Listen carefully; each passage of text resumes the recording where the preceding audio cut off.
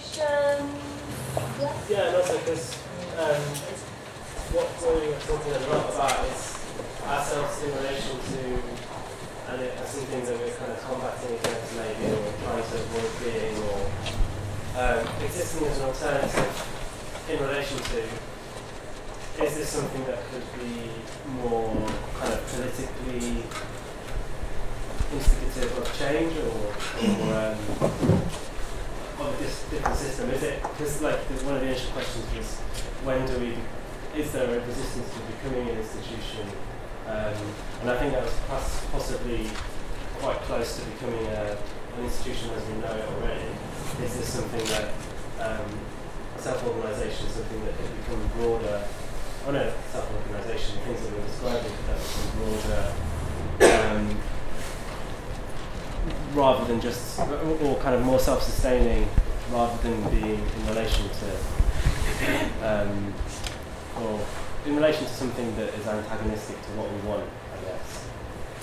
But that does need definition, I suppose. So, in order to say what it is we want it to be, I guess.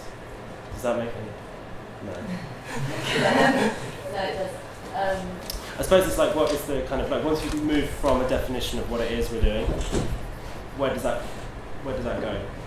How does that definition of a kind of direction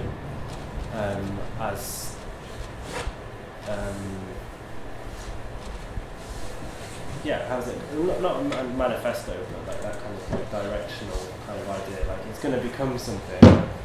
How can it become something that is not just in relation to a thing that we don't like? Is there a general consensus that we're kind of self-organising? Sorry, Anthony, to use the term, but is it that we are doing stuff ourselves as groups because we don't like something? Like, I don't think that's necessarily something everyone's agreed on. Okay, well, there's been a lot of kind of discussion about how we negotiate research funding, or how do you mitigate against having to just tick boxes. Like, that is by setting out that kind of description, you're suggesting that that's a negative thing. Does everyone here feel that they are kind of party to or wanting to set things up because they are opposed to the dominant or established institutions, or is it that we're in a kind of social economic platform where it's actually really fucking difficult and you can't get a job, so you might as well do it anyway? Or is it that you have a passion, or is it like you guys, there's a gap for it, there's a need for it, like, I think it depends what you're trying to get out of it. I think there's two different things you can get out of it. One is financial, and the other one is more like, I don't want to say academic, but like well-being and sort of following your own interests and your own passion. But I think really you categorise yourself by what you're trying to get out of it, because the moment that you start trying to either live off it or make money off it, it changes what you are as an institution. So you think there's like a kind of a want for continued education post-institution? Yeah. I would say isn't that kind of a problem? Like, if we're all paying for a course and then we finish a course with loads of debt, we make a choice. Yeah. Not everyone does do that, but that's what I mean. I think there's a few different paths you can take, and that might start with art school. It might start with a self-initiated project run by a co-op. It really does depend on what level you're working at and what you want the end goal to be. Personally, that's what I'm trying to get out. And I think this sort of ticking boxes idea comes from you're sort of trying to do something that doesn't really fit with the idea of having funding in the first place, because it's something that's maybe like a personal or shared interest in something that it's something that you want to do, something you want to share with people. But if you want someone to give you money for something, there has to be a reason for them to give it to you. It's not unfair for them to say no. There's tons of people who want that money, but there has to be a level of them getting something out of it. You know, that's what money is. It's not a pleasant thing to exist, but that's what it is. It's trade, and you know, art doesn't need money to exist. Art exists anyway. So if you take it into that financial realm, there's going to be problems with that as an artist. If that makes sense. How far can it go? Like, how far can it become? How far can it exist like that? I suppose. I think. Sorry. Maybe I should say something because I'm not running a space. Yeah. I'm running a kind of magazine and website. So there's a production cost in that. So I have to make money to continue it. I know you're running something without that, but it's every 3 months, so it's very regular. And to do what we're trying to do with it, in terms of like each time trying to do something extra with it, we need to make money to do it. And also I think in terms of the artists we're representing or the galleries and the curators within that magazine, it's fair to them that we're trying to make the most out of it. And I do think there's sometimes this kind of negative feeling towards actually making money out of something.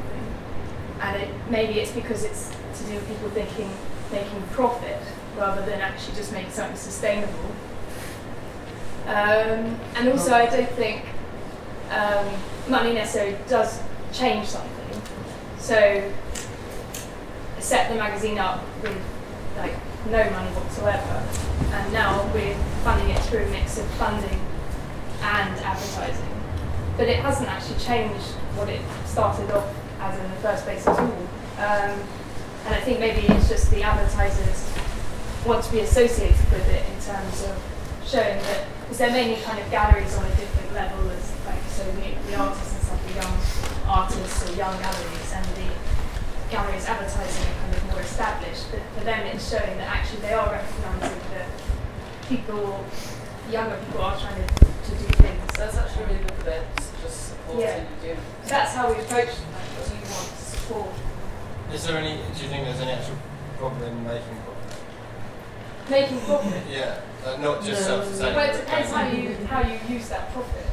Like whether you use that's it. all businesses make a profit, or aim to. Yeah, of course, because everyone wants to survive. I mean, Yeah. when it comes down to No, but it, not only you've got survive, to no, you keep survive. going, but progress financially.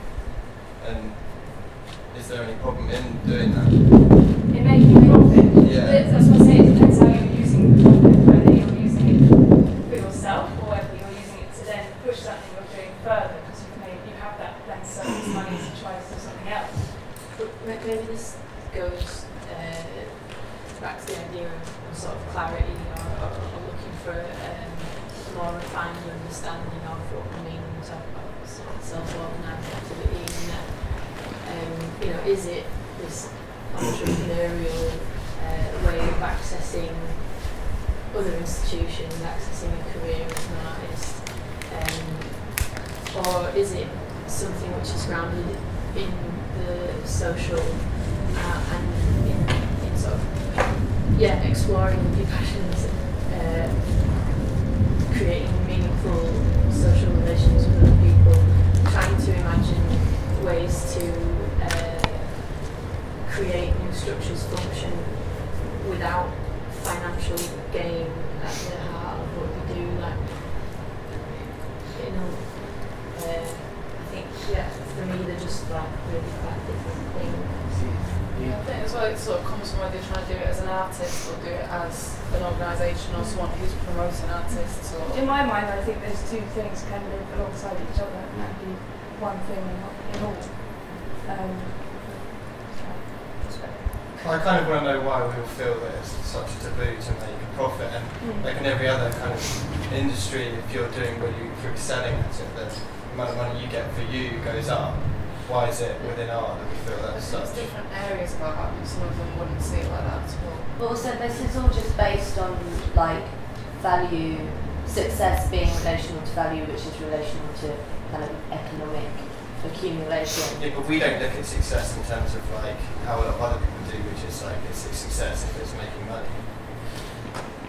There's a kind of degree of exploitation in that you can get the most money out of the least kind of input. And I think that maybe that in something like art, where it's kind of like trying to get the most value out of the least, it's particularly kind of rarefied, and maybe that's where this discussion of a social situation comes in. Is like, how can we instate as much kind of like value into the exchanges or the people that you're working with, rather than trying to get as much profit out of the least.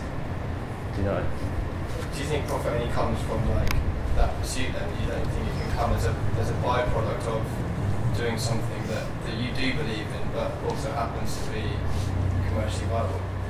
Financial profit. Yeah. But it's like, we buy a certain amount of beers, we could do them. We could like buy them for like 50p each, and then make shitloads of profit off it. Or we could try and get something together like this, where we know that everyone's not kind of like. Is this who you're profiting from? It's an issue. Sorry? Is it who you're profiting from that is an issue?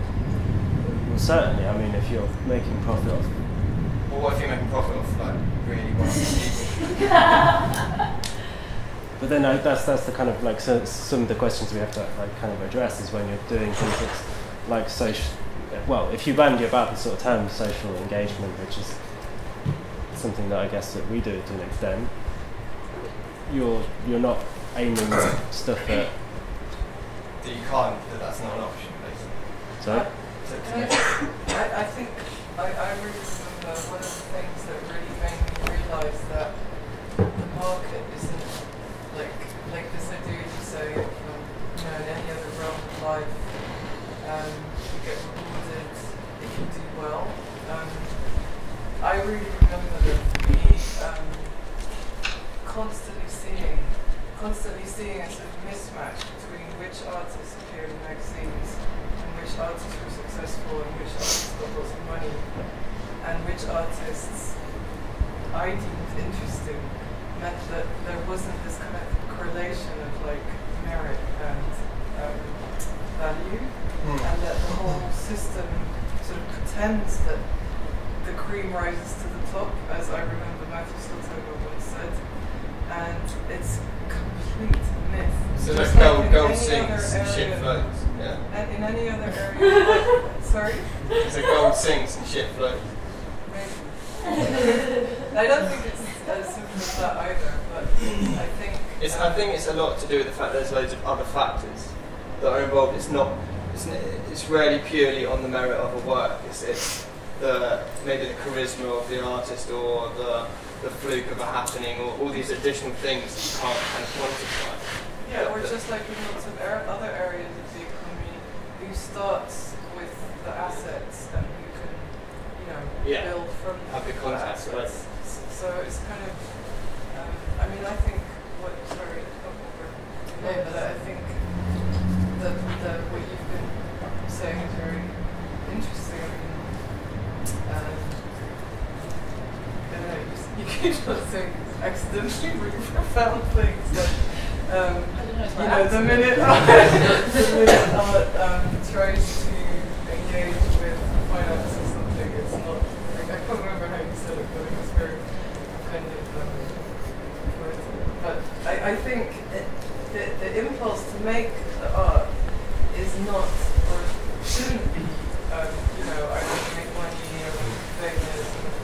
The art is, like what some have said, is a passion, and it's an engagement with the world. It's not like. I agree. I make work as well. I agree. Half the time I'm playing, like, I'm just putting it out there and questioning. Yeah. And I agree with you. But like, I do think there can be points where there are really good artists that are making lots of money, and there are really big galleries that are making lots of money. Yeah. Just because we sit on the outskirts, and that's maybe. But don't you ever look at the whole thing and just think, God, it's awful. That's what I was asking. What's the measure of value in terms of good and bad, in terms of, I was just thinking that it feels like a generational conceit. I think that this debate is being had for the first time. That we have this debate time and again, and it's very interesting to me that we often have this debate during. It's a generational conceit being here before, but you had in the early 90s during the recession, similar debate around self-organisation, similar debate around the art market. There's a correlation between self-organisation and the art market. They converge during periods of economic crisis, when more space becomes available and when people start to begin to define their own types of norms and their own patterns. For example, we're being filmed in here. No one's been consulted. It's like it's, okay. Well, there's a sense it's normalised, it's an orthodoxy, not questioning. Someone's in the corner here might say, okay, so the point is that the early 90s it happens, and it produces, arguably, it produces Young British art. Young British art comes out of this conjunction, this dialectic between the interest in the market and the interest of activism and politics. Early 2000s we see it again, another recession, lots of space becomes available. Here we are 2011, similar kind of play. The question is how to kind of get out of this kind of repetition compulsion where we kind of say each time, there's no problem making money, there's no problem making profit. Is that really the question? I mean, the question is why, what are the communal, what are the common needs? What is it that compels us to work together in terms of free labour? We don't get paid. What is it? And that's the thing that I'd like to understand. I think everyone here, you've kind of described that. There are different ways of measuring inputs and outputs. It's not just in terms of money, capital. What are those? What are those measurements? And maybe that's something that I would propose that we try to work out. And it could be simply skills. It could be labour. It could be anything. I think it's those questions that I think other generations didn't get to. Let's go back to the early 70s as well. And there's a lot of literature about that. I think that in earlier generations when the market was less advanced than what it is now, it's hard to see. I think it's easy to see that choices to be made and maybe make those. That would be my general contribution. Well, it's just like that. I think exploitation. Yeah, but there's loads of uneasy parts where this becomes confused because it's like success, what's the measure of success, and like all these things that make it really difficult to digest, and half of it's almost like what I worry about is our dislike of this notion of profit leads us to being satisfied by being not paid for things that we do. And so the things that we give away for free is essentially cultural enrichment to an area, and usually, generally, when that happens, the artists and the people that have contributed that are the first to get pushed out of that area because of that contribution and the change in that space. And I think that's the issue that's going to face us, especially in Peckham at the moment, as prices are going up for housing. The gentrification. So maybe a measure, sorry, this comes from the sort of line of tradition, but a measure might be longevity, the extent to which you're able to continue to engage in a debate that then becomes internationalised. So if you look at Matt Collishaw, who was someone from the early 90s that produced work, they carried their mates and work, they disappeared. There are lots of people in the early 90s that are still practicing now, still developing ideas internationally, and still engaged with what's going on in the world. So again, it's this, what are our measurements? What are our measurements? See if a friend of mine over in the corner. In the early 2000s, this is lots of in the early 2000s, there was a similar kind of problem around the idea of education and universities. And the economics out of Copenhagen Free University as a direct challenge to the way in which knowledge at that time was being commodified. And the basic argument was that knowledge is not money necessary. It's not just about that. What other definitions, what other thoughts do we have? So the self-organisation was very specific, needs to be defined. Not trying to drag you in. But just as an example of a form of self-organisation that has a relation to the market, which isn't an automatic rejection, but it's an attempt to understand, engage, and unify. And I just wonder whether that's in play now. Or maybe can you create a relationship where it's more dispersed, or like in terms of profit not necessarily being just for one artist, maybe it could be understood as something, because I mean there's this educational turn again, like you just said, where it's obviously there's this desire to change the value that is kind of like in the knowledge, to spread it out, to like share it with as many people. Is that what we're after in terms of collaborative practices, or just push to kind of give it to the largest number of people?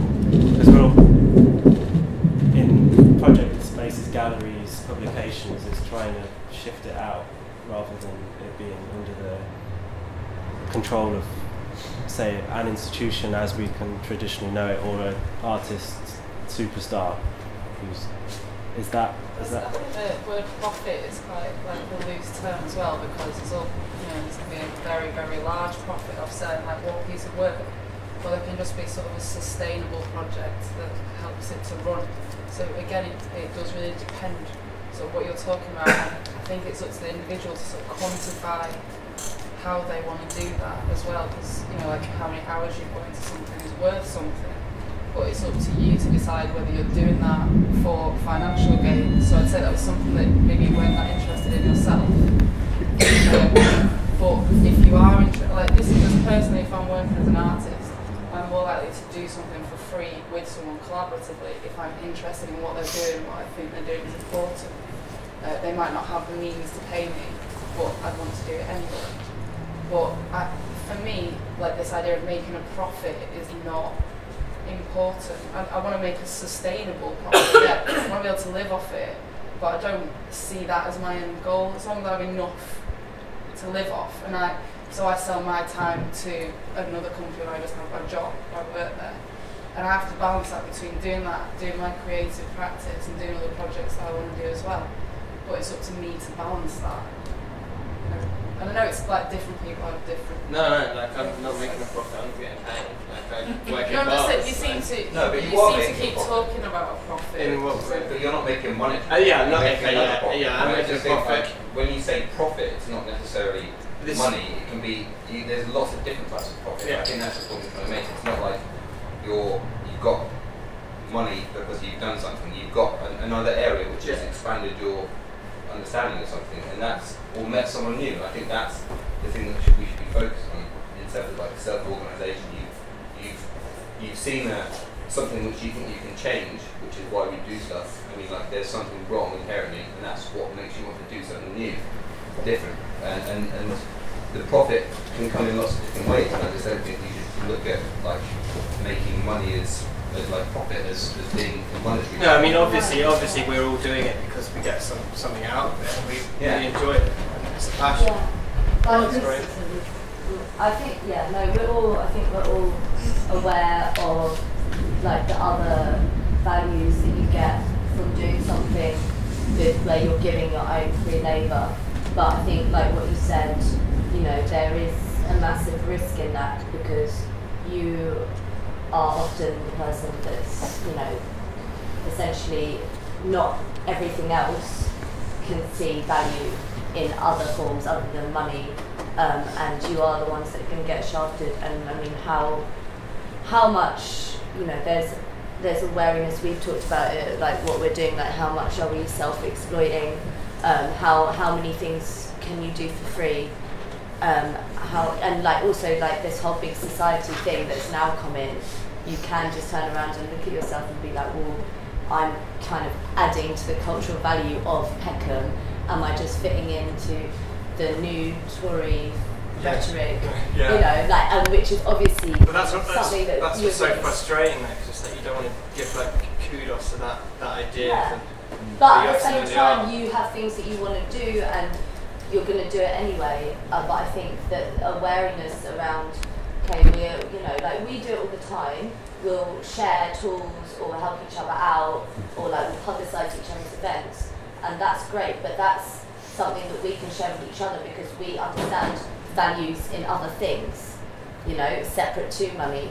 But not everything else does, and I think, like you're talking about in the 90s, not kind of blindly just carrying on doing things and being kind of very aware of a system that they follow. Other side! Do you know what I mean? It's like, you need to, let's not be kamikaze about this. Saatchi knock on the door. Fuck off, Nigella! In the kitchen. So is this a conversation more about like validation of your work and of what the good things that you think you're doing, rather than actually, you're in a very privileged position because you're running a gallery space and you're doing what you love. Yeah. Yeah, like that. Is that not enough? Yeah. But like it can. Kind of is. Well, it's not when Network Rail ups the rent because there's a property developer that's going to make. Well, that's it. But then maybe it's fucking shishi cafe right here. So. Maybe that's the exchange. That's your lot to like have to be kind of like. But I don't free think that roaming. should be our lot. Like, I mean, we're all having this conversation. We're all kind of in a small enough space with strong enough relationships that we could actually be like, all right, well, you know, there's going to come a point where every summer where the whole of West London fucking parachutes in on Peckham, like, okay, maybe. But then maybe that what I always think about is like maybe it should be us that's running like the spaces that make the money. And you think about there's certain artist groups who do nights, parties, and that makes a lot of money. But that's the same as us. But that's to fuel their practice. But the alternative to like West London descending on Peckham is surely, and Network Rail not being able to up the rent is like much bigger control from afar, which I don't suppose you would agree with. Yeah. Yeah, no, I'm just saying that you are quite trapped, yeah. I don't necessarily have an answer. I'm just like, this is kind of one of the reasons why we wanted to do this talk. It's just like, you know, the understanding that there's value in other things, but at the same time not shooting yourself in the foot and being very aware of the repercussions. Okay. Can I ask you, personal point, you talk about the movements of youth over the last 70 years. I think that the movements of organisations are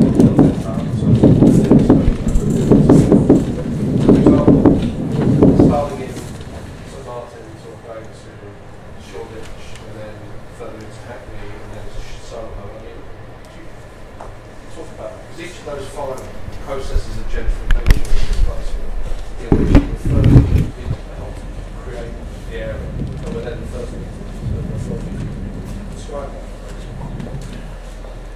Yeah, we used to make the magazine in a bedroom, then we sort of semi-professionalised and went to Cut Road at Shoreditch, and then, I mean, I'm a bit loath to compare our situation with that of yours, between money to pay some kind of rent, and I think rather than concentrating on us being, let's say, displaced, I think what's more interesting is to look at how we gradually came to realise that we were part of a kind of front of gentrifiers rather than victims, and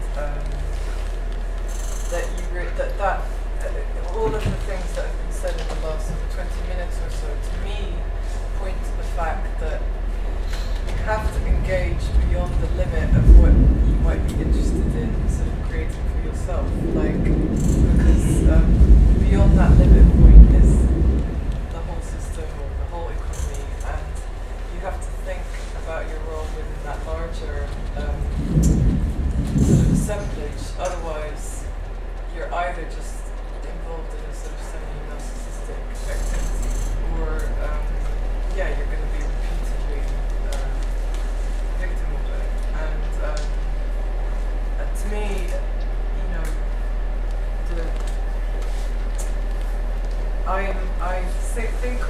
I'm definitely not a Chinese worker in a factory, but I do think of self-organisation as having a sort of engagement with that larger whole, and that it has a transformative ambition, so that it's not just about, you know, making you a nice little habitat for yourself, but that it's also a very oppositional activity, and therefore has to think about the larger scale of things. But yeah, in our case, well, we're similar to you in that we do operate in a money economy, and I completely agree that you can't pretend that it doesn't exist. Once you work at a certain scale, I think you have to pay people wages, and that creates some critical problems. But also securities that you need to kind of use and deploy smartly. but I think really the need is to sort of think beyond, the small little thing that you can really achieve. And I don't know whether that answers your question, but in terms of London, I would very much think, like Roja, in terms of what you're describing, that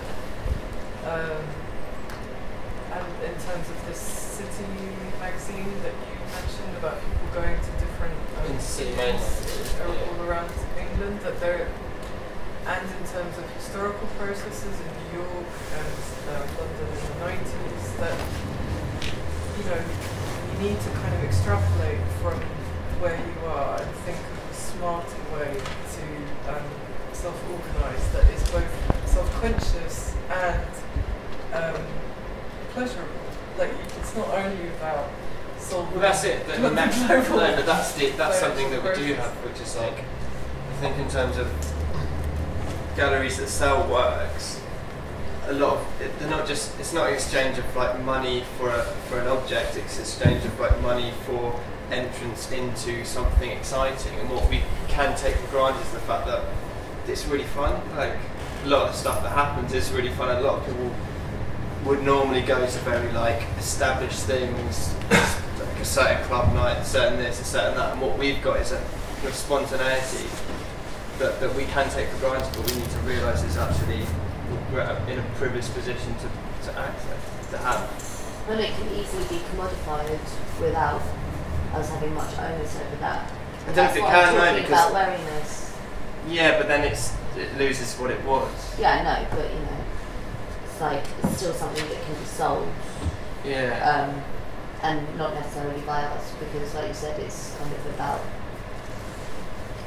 Maybe we should open a bar though. Just open a bar. Hey.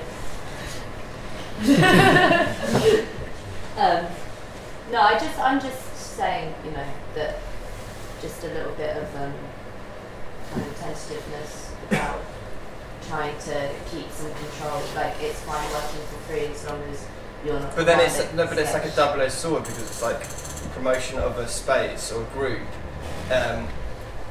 could potentially lead to you progressing and being better off financially or in any other sense, but at the same time it could well be the thing that fucks you. But you can't just hide away and not. No. There is like this ideal that if you work for free, eventually it will pay off. And it's just not. It's like why. And I don't really agree with free labour at all. Like, I'm not saying I've never done it, but looking back on it, like Have you not learned a lot from it? You're not in a lot better position because you've had the balls to go out there. I've never done free labour for someone else. I've done it for me, my own personal interest, and I think that's a decision you make as an individual to do that or not. But I've never gone and done something that's benefited someone else off my labour, which I think there is a danger of that. I think it's a really fine line, and you do have to be able to sort of stand up for yourself a bit and say, I'm not doing that for free. And it's really difficult for artists to do that when they're just starting out.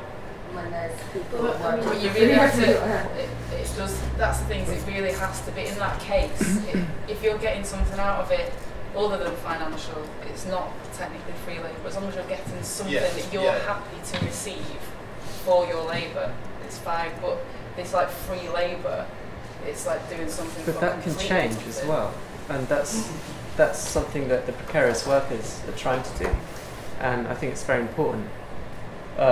There's been some cases for people who worked for media companies. She got nothing out of it and was having to do lots, and she took her employers to court and got paid minimum wage for the time that she was working there. And I've heard that they're going to try and find 100 people who work for free in for like companies or any like galleries, whatever, and take their employers to court for just like £100 or £1,000. You're hearing that, Rachel? Everyone works for free, so sorry, carry on. I mean, take myself to court. But is there a bigger sort of question that also links to that for every hour you work for free is now taken away from someone that's paying a wage? Yeah. So if you look at it slightly differently, linked to a kind of broader workforce and giving the employer the rights and the privileges that they exploit other workers, because there's an army of people that think they're going to make a living. What if, sorry, it's terrible, what if at the end of that there is no job? I mean, there are thousands of people that have done free writing, that have done voluntary work, and there's no job at the end of that. There's no guarantee of it. I mean, what then? You know? I mean, and I think that's why, like, that's really important sort of line of interrogation when we think about the ways that we operate. You know, I don't know who was that said it, but I always have in my head when someone said that unpaid voluntary work and unpaid internships were perfected within the art world and then exported into all other areas of work. And it's, you know, it's a chronic problem for young people that we are expected to accept the inevitability of large periods of time of unpaid labour in order to access this potential future, but that in the process of that it's very socially exclusive, because you have to be able to, you know, sustain yourself whilst you're doing this unpaid work. And so if you need to move to London to do that, and you haven't got family or someone who's going to pay you rent, it's a class ceiling. Do that, you so know, it's only if you come from a particular background can you afford to access those industries. Yeah, and that's why we need to be mindful about how we attribute value to what we do when it is unpaid. And I don't think that we shouldn't do these things that do give us a lot of pressure. I think the key point is not to do it for other people. I think to work for free, but that's not even free, because obviously you get an exchange. That's the important point. But you can't just sit not doing anything. Well, so just don't. Other side. Don't do it. Don't do it for other people. Lock the gate, Bubba. But maybe it needs to be more specific than for other people. I mean, like. Well, you can do it within things that you really believe in. You could say, I won't do it for larger companies who will make money. It's locked. But to do something for other people. It's locked. We're lock the gate. Self-organised activity, collectivity, what? essential. Well, if it's another group and no one else I'm is coming making round. money, then it's perfectly, that's really So good. the That's current- But I don't want to just let other people go out there as a phrase, because I think that in some ways perpetuates the sort of individual idea of the artist working for themselves to position themselves as a soul. And, you know, other people, that includes all of us here, which we're currently spending our free time chatting with each other about. No other people, but what would you? Yeah, personally, I go by companies who could afford to pay me and will make money off my free labour, and it takes jobs away from people who would be paid. You know, like I got asked to teach at an art college for free, and I'm not going to do it because, like, they could pay me. But I know that there's loads of other people who will do it for free. So we essentially undermine each other. If all of us said no. But that's the thing. In fact, there's the selfish individual, and it's like they could gain something potentially in terms of their career from doing that, but they're putting at risk the majority. Yeah, which is like when you are doing to be like clear about when we say like other people, or like try to identify the ways that we as groups do need to work together towards identifying what we're against and like move in a good direction, you know, rather than as individuals. Or we could always strike. There was an art strike in the 80s, was there? There'd be various art strikes. Yeah. It's like that's in the 70s, but there was Stuart Home in the 30s. I was just thinking as you were talking that sometimes you can take the stories that kind of very, what appears to be very kind of extreme, exaggerated kind of conclusions, and one perhaps would be at the Museum of Magma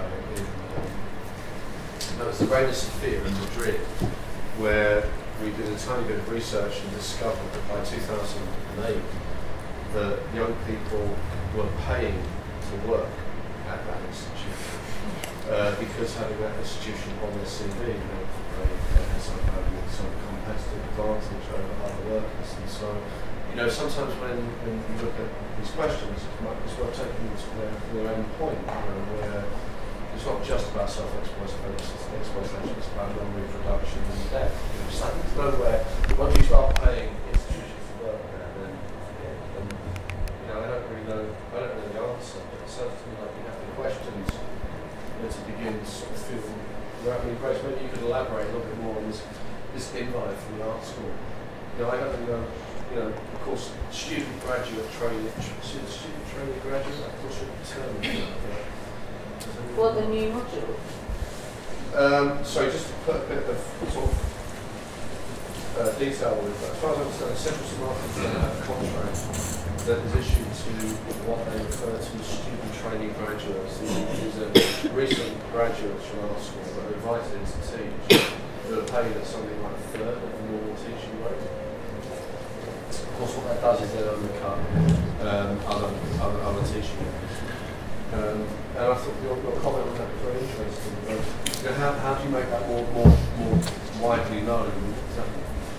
Yeah, I mean, it's certainly a question. Do I then, you know, there's one thing me just deciding to not do it and being quiet about it, because then kind of, you know, it's me who loses out. So maybe the only way to move around it is to actively seek out those peers who they will subsequently ask and say, like, you know, look, this is my feeling, it relates to you, it relates to me, it relates to a lot of us, like, you know, maybe we need to come together on this and all say that we won't do it. I mean, it'd probably be a bit of a task as a lot of people, but you know, maybe it's almost like some kind of forum or some kind of like thing that you could kind of go and look at, and if something's posted about that, don't go with it, like name and shame, like who it was that approached you. Well, actually, if they can afford to do it, they can move from these backgrounds where they can afford to, you know, work for free because their parents will put them up or why should they care? Because they're part of a broader thing. Well, you hope that they believe they're part of it. You hope. But I mean, you can't if you go down that way, it's really depressing. But this goes back to institutions, because if you were to say, alright, we won't subscribe to this and we won't give free labour to other people, only to ourselves, and if we were to institutionalise it by giving it a header or by defining it or by just giving it a name, then you'd instantly ascribe some value to that, whereby being outside of this, you know, institution is kind of not the expected status quo. And then we go back to things like why self-organising. I think, you know, just even if you're not making money, just giving yourself space or a name at school and just being a micro institution gives you some stability in working for yourself in some ways, because you're creating this idea of validation by formalisation. So, yeah, should we start a band or a club? I just wanted to say that self-organisation is beginning to kind of form now as about concentrating value. We kind of extend that a bit further. It's like you were talking a little bit about cultural capital, which is like the commodity, the intangible commodity, the thing that we can't see, which is the discussion between us. And that self-organisation in part is about concentrating value. So this discussion is really where the value is. And sort of creating your own institution or your own values and living within those. I mean, you can't avoid the ones that are surrounding you as well, and the fact that you may or may not be reacting to those. But it's sort of a way of saying, this is what I believe and this is how I want to work. And then you can choose, even as one person, you can be an institution, because you can choose to do free labour or not do free labour. But maybe that's the value in it, is that sort of, I have these beliefs and I'm going to try and share it with other people that do, or discuss it with other people who are interested in those beliefs. Well, I thought the phrase cultural capital didn't preclude like it being, let's say, cashed in further down the line. Like usually when you use that is why someone might be willing to work for free or voluntarily for a time, because they know it's going to deliver by other means within the same problematic system. So it's kind of Yeah, maybe we should kind of talk about that, Jack, talking about cultural capital and the history. I mean, cultural capital is very interesting. It's in terms of like people that are involved in self-organisational projects. There's a sense that if you're practicing over many years, then what you actually build up is what people refer to as cultural capital. What that means is that you've managed to resist or circumvent institutional co-optation. The longer you resist that, the more value your career is. If you're, and what you find, people that you presume have resisted it, like Edith Gordon's Situationist International, you learn later, well, actually carefully, I'm hoping Echo can help you here, we're carefully kind of like, we're carefully, rather than kind of resisting institutional co-optation, we're in fact managing that right from the very beginning. So this idea of cultural capital is something that you cash in for a hard, radical life, 20 years. Some people cash in very quickly, and if you've been out there practicing, you see like some of it, you know, I hope everyone says no, but does anyone know Superflex? Yeah. Some of these organisations in the 2000s were regarded as allowing themselves to be co-opted quite early, as kind of representatives of a radical or non-mainstream institutions leaders. Create a semblance, a sense that they were representative. But this idea of cultural capital, if that's answering your question of cultural capital, it's an interesting concept, isn't it? Because it's one that is difficult to balance and understand. Because it's being formed here now, all the time. And when you were talking about self-organisation earlier, I was thinking less about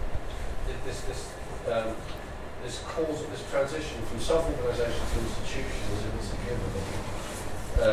Whereas in fact what you're actually talking about are discourses and dialogues that are many years old, that are taking forward, and will continue changing all the time. And I don't think there's a transmission. You can look at city racing if you contrast the transition. There are types of spaces. But I just wonder what it is that we're talking about, what you're generating, and how that might work. And Ross, is that answer your question? About that much. Yeah, what would you say?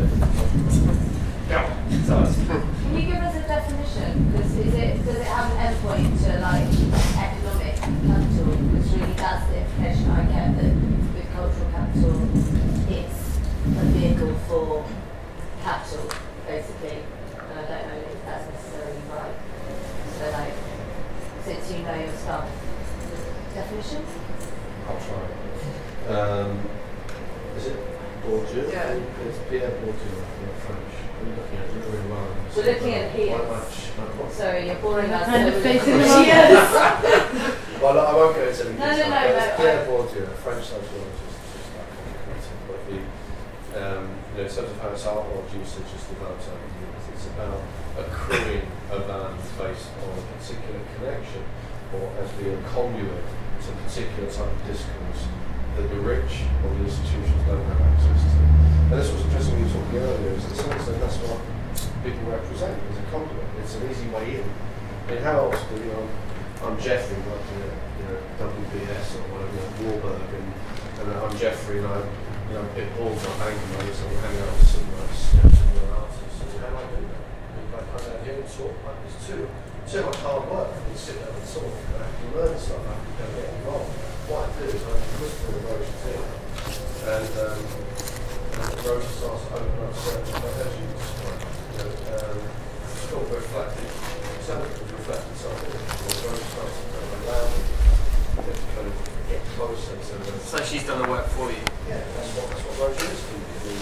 I can't do it directly, but I'm Jeffrey. I'm speaking as Jeffrey. My dad's called Jeffrey. Timmy.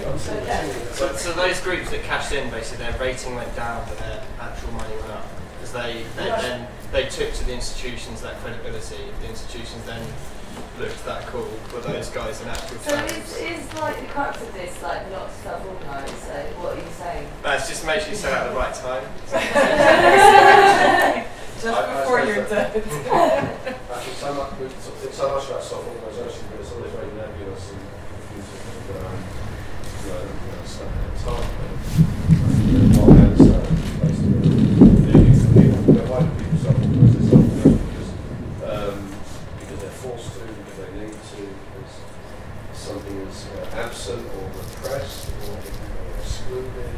There's always a need, and it's the need that we kind of then try and focus on. And maybe it might be there's no reason why it shouldn't include, as you were saying earlier, the idea of, if you were looking at the art market and sort of, how would you do that? I mean, how would you talk about that, discuss that, and what's it really? Very interesting. Do you have a goal for this project? Because it's easy to say why we self-organise and immediately this is why we're doing it, but I think why are we self-organising? What is the actual goal of this? And that's when the financial side comes into it. Because if it's to lead on to another project, and that's not really important, but if it's to eventually sustain it through outside funding, then it's it's different goals, and I think that is there's so many different reasons for self-organisation that it really depends on what you're aiming for. Yeah, I think I can't speak for everyone. There's loads of goals with this space.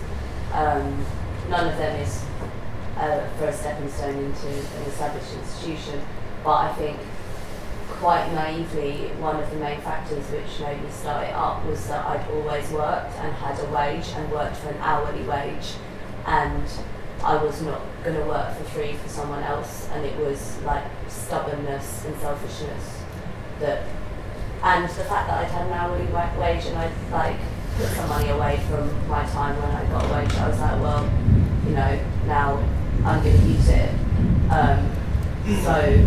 But I think I think the only goal I think that we have is to be able to kind of expand on a collaborative practice and experiment with collaborative practice in various medias, and to generate a bigger platform for us to kind of bounce these ideas off. And I think that definitely it would be a lie if I was to say that we never want to make a wage from it. But like you say, there's a massive difference between profit and self-sustainability. I think that, but this is not a project so that I can go and work somewhere else at all.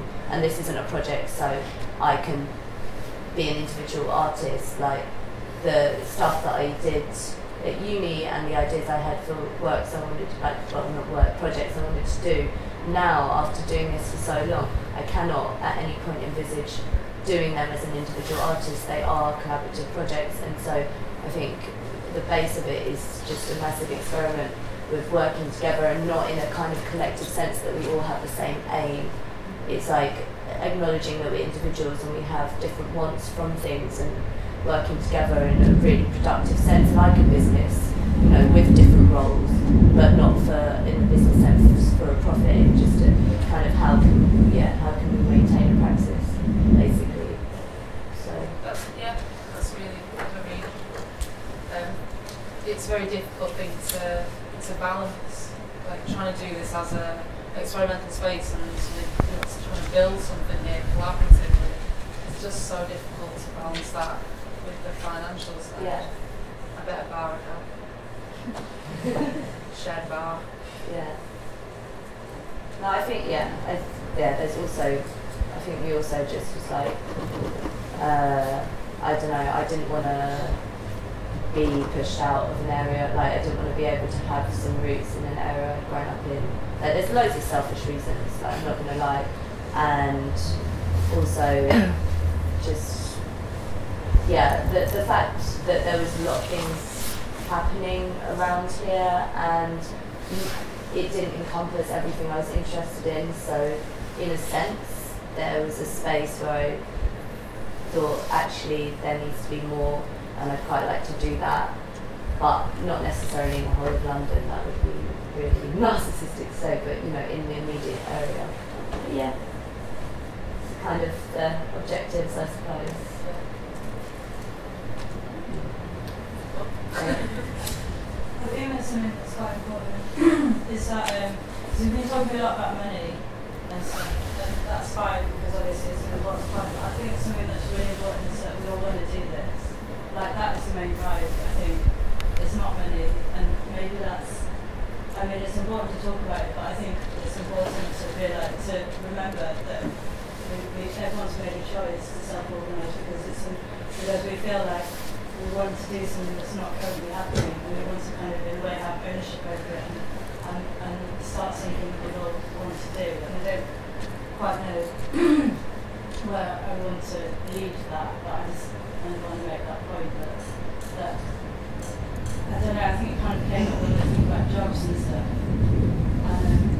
I don't think that anyone wants or needs to kind of have a job, but it's a sort of inherent desire, I guess, for everyone to want to do stuff for themselves or for other people. So. But I don't think the two have to be mutually exclusive, do they? No, not at all, but it's just, I think getting back to the kind of point of why we're doing this, I think it's, I don't know, it's just it's like a lifestyle choice, isn't it? It's a choice, and it's something that, well, yeah, this is something that I want to do, so.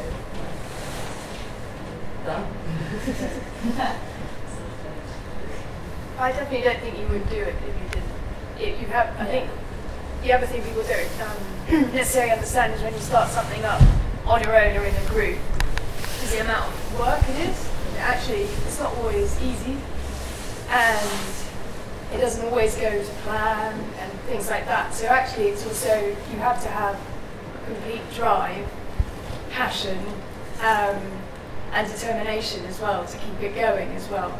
So I think that's also something that certainly the galleries in this area of Peckham will have, is that they wouldn't be doing it otherwise because it's not actually an easy thing to do.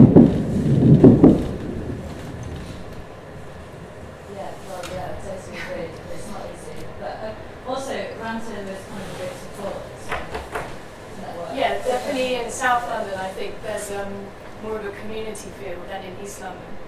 In East London, I find that the galleries can be more competitive with each other, whereas in South London, it's much more of a community thing. Like Hammy, for instance, the festival that happened last summer, that will happen again, was very much a kind of thing that happened because everyone did it together. Yeah, so definitely there's a support network in place that's keeping these going. Yeah, it just makes kind of, I don't know, it doesn't mean that you can do things without needing to focus on them. But I guess that is an important point. But there, I think I made a choice a long time ago, which was, I get a huge amount of pleasure out of craft and making things with my hands, and made, I suppose, the decision to be a designer really rather than an artist. And to me personally, that will really link between craft, design and art, and I don't define them as clearly as other people do.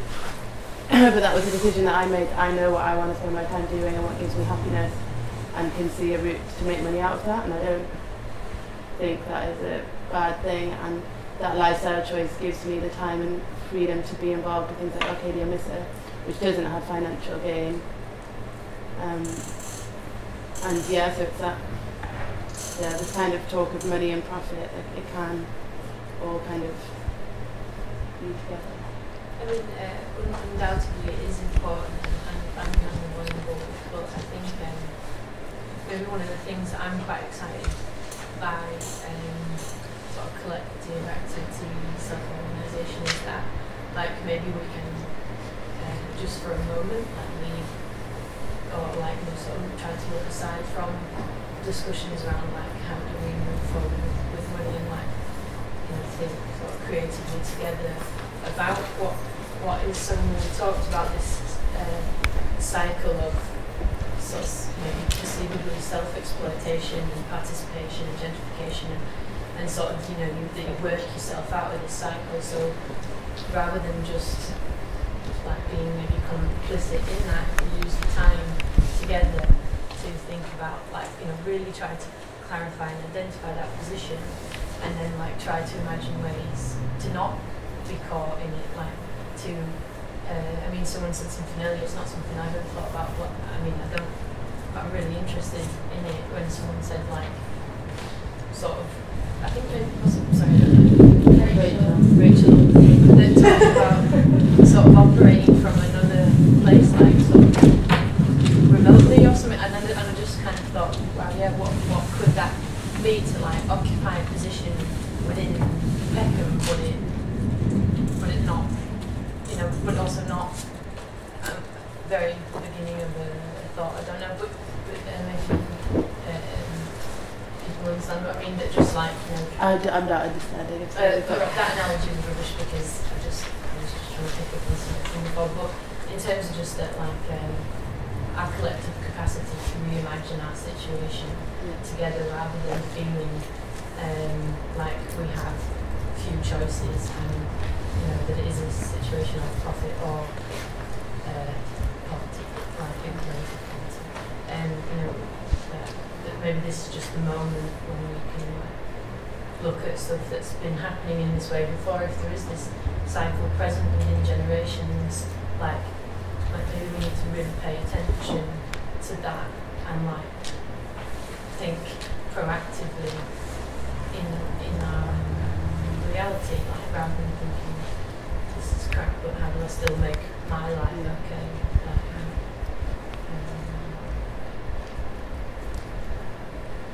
I feel like it's probably something that's going to keep coming around again and again.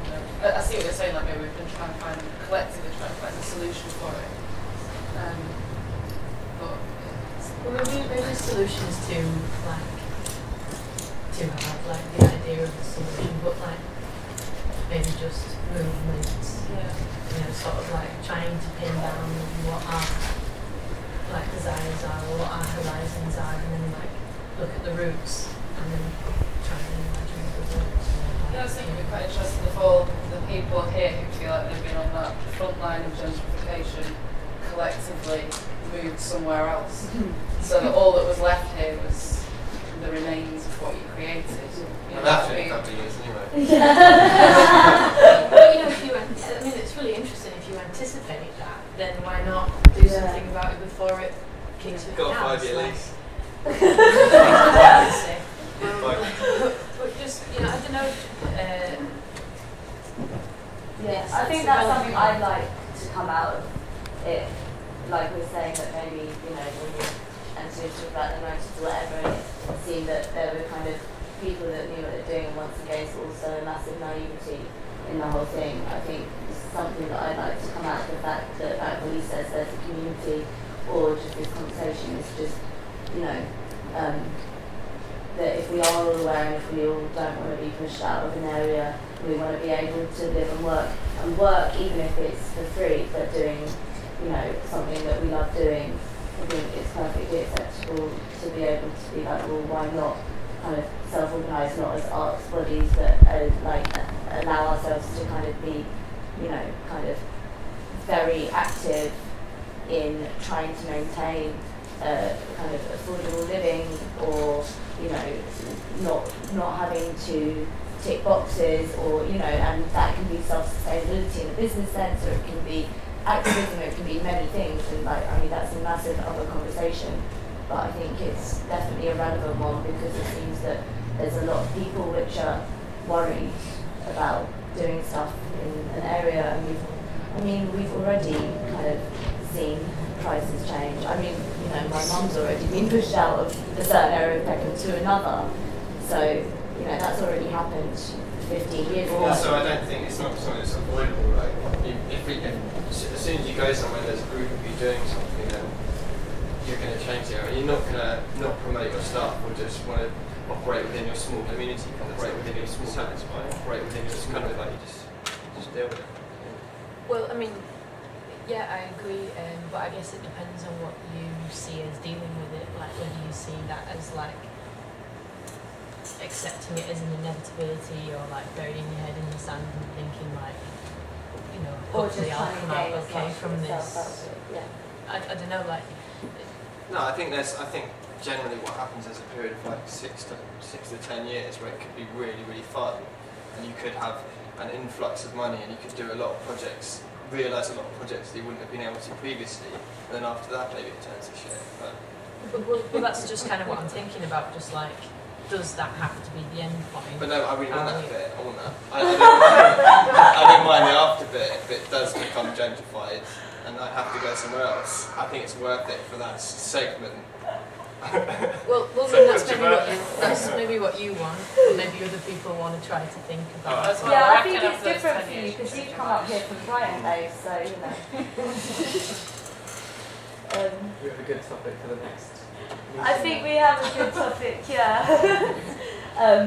Yeah, I think this has been an airing of questions and ideas, but I think solution is, like you said, like, oh, well, there's just an endpoint, and you can think that, like, no solution, but I think it would be a good other discussion to try, and maybe Anthony and Pauline, you'd want to come in and maybe describe the East London thing a little bit further, because I think knowing more about it seems that it's just a continuing trend in various places at various times, and it, you know, I think it'd be worth having a real look at some of these things if you are of the mindset that actually I don't want it to be a 5-year lifespan and this is actually my life, so, you know. But Roger, can't you pose that, as Grace said, to the people here now? Yeah, that's what I'm doing! You know, it's a very straightforward question. What does the people want? Yeah, I'm just thinking that maybe it's a massive conversation and people are tired and they might not want to go into it now, and it could be another talk. Yeah. I mean, we've been here since 5. Also, just one other point as well, is that there are examples that can be found of people that have resisted gentrification and have won. Maybe that's something to talk about. And, well, I was thinking about Matt's Gallery and how they've kind of gone out on their own, but they've already built up and they've already got, like, I don't know, they've got integrity. No, I mean more in terms of communities that have decided that they're not going to allow themselves to be displaced and they put their foot down. And maybe that's something we can talk about. Anthony, does that apply to arts communities as well? Because I think that there's a lot of kind of... it's going to sound really contentious. I don't think it's No, it's not contentious. I just think that, like, I've got a vague idea of maybe what you're talking about, and it's communities. And, like, I remember you telling me about, you know, in Brooklyn, that was a kind of a community attack against artists. Like, are there any examples of an arts community which is not willing to displace an existing community, but also to resist the inevitability of being pushed out themselves as well? Because I don't know any. It's a really good question. I think it would be interesting to try and present that. I think to find positive examples, as many positive examples of communities across the world that have done that. And there are some. So yeah, next symposium. Do people want to carry on talking? Because I'm speaking for myself. I'm tired. I want to like put music on, have a drink, make some romantic lighting. But I'm perfectly happy to go on for half an hour more if people still want to talk. But I guess people will talk anyway, have a drink, and just do that. Do it. Just do that. Yeah. Am I being too authoritarian here? Let's maybe no. It's democratic. Yeah. It's Friday. It's Friday.